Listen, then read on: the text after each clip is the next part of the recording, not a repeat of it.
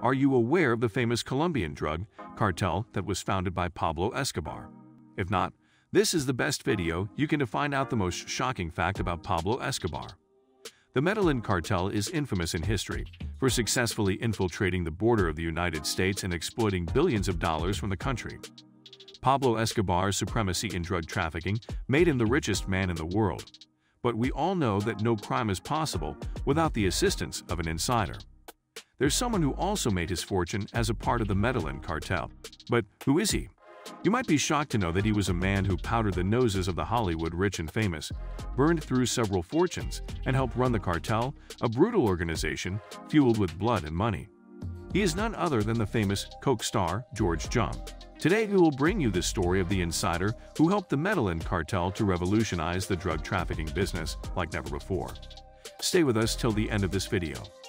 George Jung, the famous American drug smuggler, might not be as famous as Pablo Escobar, but he was an important cog in the machine. He went in and out of jail several times, running elbows with the most ruthless figures in drug trafficking, all while becoming a celebrity, owing to the publication of 2001's Blow, which was depicted by Johnny Depp. But few drug traffickers have had the type of contacts, charm, and power as this American drug smuggler.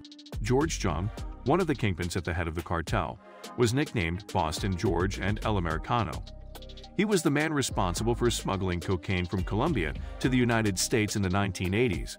Smuggling helped him make close to $100 million by pumping illicit substances and transferring them from South America to North America. And that not only benefited him, but also helped make Pablo Escobar the most powerful drug lord in the world. In 2000, George Jung told PBS, "Basically, I was no different than a rock star or a movie star.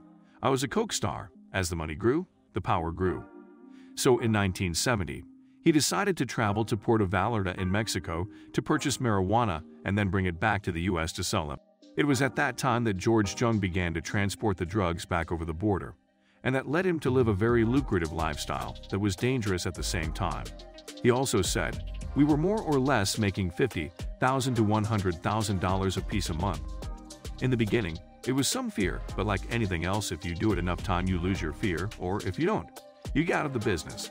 I analyzed this over the years. I was a fear junkie. That's what happened to me. The fear is the high itself. It's an adrenaline pump." While living at the Playboy Club, he was busted in Chicago with 600 pounds of marijuana in the trunk of his car. He told PBS, "The connection that was supposed to take the pot was also involved in the heroin business, which I had no idea he was doing, and he got arrested for that. And of course, then to save his soul, he informed me and they arrested me for the pot." George Jung finally had to land in prison, and there he was encountered with his cellmate Carlos later. Two deadly mates together started to plant the seeds of the cocaine smuggling enterprise of George Jung. As time grew by, they became close friends and got to know each other. Carlos later would often ask him whether he knew anything about cocaine, and George Jung would simply deny it. One day, George Jung asked Carlos later how much it would profit him to smuggle Colombian cocaine to America. He answered, $4,000 to $5,000. From that moment, the bells immediately started to go off, and the cash register started to ring up in his head. They started having an intense conversation from then on that led to a point when George Jung started telling him that he knew ways to transport an aircraft into the United States, and he had possibly a major market for it, which just went from there. Now they start their actual business. When both George Jung and Carlos later were taken out of the prison, Carlos later instructed George Jung to bring two women from Massachusetts to Antigua to carry suitcases that had cocaine in them. Those women were more or less naive and hardly had any idea what was going on. Those women hardly cared about what was inside the suitcase. It was very easy to come and go through customs with drugs concealed inside the suitcase. The women never complained. They were intended to carry the suitcase, and that boggled George Jung's mind because he couldn't believe that they were going to do that another day. That was the successful beginning of his cocaine transfer business for both him and his partner. Both of them bought a plane and set up Medellin, their cartel, and involved the drug lord, Pablo Escobar. George Jung said, "This was the first time that we showed the Colombians that you could take huge amounts of cocaine and drop it into the United States via air, and also, there was a huge market there for it. The business was generating a lot of cash, like millions of dollars, within a matter of days. Pablo Escobar was responsible for supplying the cocaine.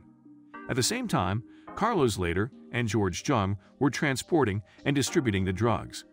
That was the beginning of the influx of cocaine in the United States. In 1980, the cartel of George Jung was responsible for 90% flooding of cocaine from Colombia to the United States. The illicit business gave him the reward of $1 million to live an extravagant lifestyle. He was at the height of power where he would be filling tables with cocaine piled 3 feet high. According to George Jung, I was a guy who had a lot of money and unlimited access to cocaine, and even if I looked like Bela Lugosi, I still had the most beautiful women on the planet because everybody at that time, especially women, were in love with cocaine and of course in love with the money, the access to the automobiles, the clothes, the dinners, the lifestyle. However, things didn't go that way in the long run. He was addicted to the same drug that he was supplying. He struggled and feared for his life amidst the increased violent scenes. After a while, he had nothing other than money. He had no friends and was alone. He wouldn't even recognize himself and started disliking the fact that he was snorting a lot of cocaine, which made him lose himself to a great degree. George Jung and Carlos later became enemies and split up after the American was cut out of the cartel. Carlos later even threatened to kill him. It was at that moment he started becoming friends with Pablo Escobar and started spending more time with him at his infamous Hacienda Nápoles estate in Colombia. The pair drank lots of alcohol and used cocaine together, while dodging federal agencies in the United States and the KGB who were trying to arrest them. George Jung would fly out 300 kilos of cocaine from Pablo Escobar's Colombian ranch to California, and from there they were distributed. Every run that George Jung made earned Pablo Escobar about $15 million. By 1987, George Jung was sitting on $100 million and paying minimal taxes, thanks to the offshore account in Panama. But the glamour wasn't supposed to last. Yet again, an undercover officer would become his downfall as he was arrested in his home.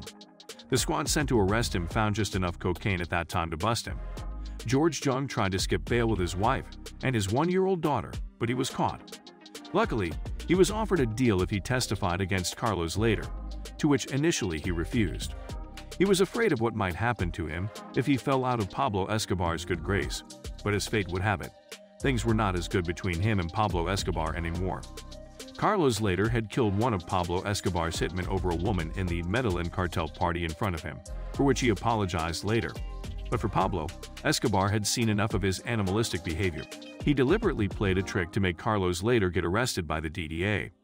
Later, he also sent his blessing to George Jung during the trial, and so George Jung now had no more reason to testify against his former business associate. After testifying, he was released. Until he died in 2021, he led the life like a worn-out star making money from movies and documentaries. What do you think? Do criminals deserve the celebrity status that we provide them? And would you like to hear more about other business partners of Pablo Escobar?